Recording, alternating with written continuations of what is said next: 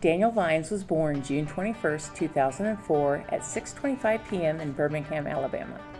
He was the last piece of the puzzle for our family and was instantly loved by all, particularly his big sister. In typical Southern fashion, Daniel was called Daniel Michael, but somehow he became known as Baby Daniel Michael. And pretty soon that is what stuck, to the point whenever someone would call him Daniel or Daniel Michael, his big sister would pipe up and say his name is Baby Daniel Michael.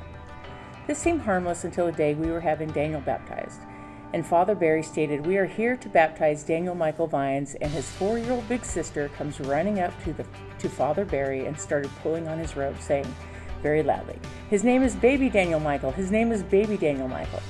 I knew then that Daniel would always have his big sister looking out for him. I would say that Daniel was a typical little boy. He was always on the go, had lots of energy, and was always into something. When Daniel became too quiet, it was a good idea to go check on him because typically he was into something.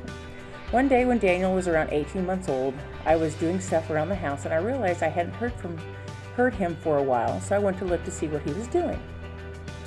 I called his name and he came out of the bathroom. He had completely taken off all his clothes, including his diaper, and in place of his clothes, he was covered in women's maxi pads.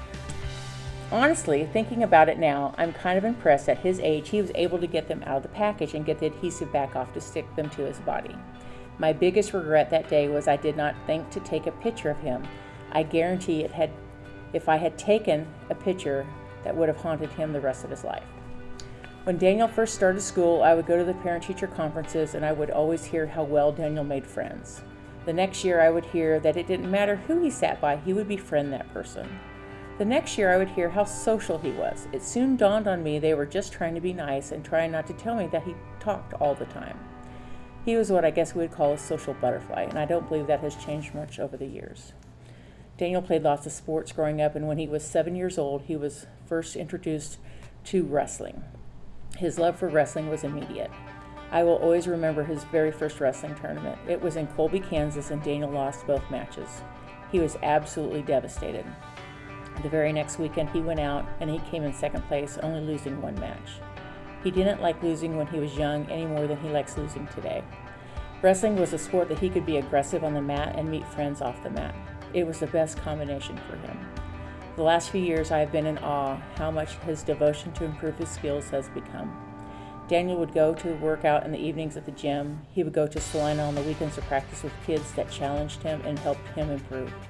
Daniel has literally dedicated his last 2 years of life to becoming the best wrestler he could possibly be, and it has really shown on the mat.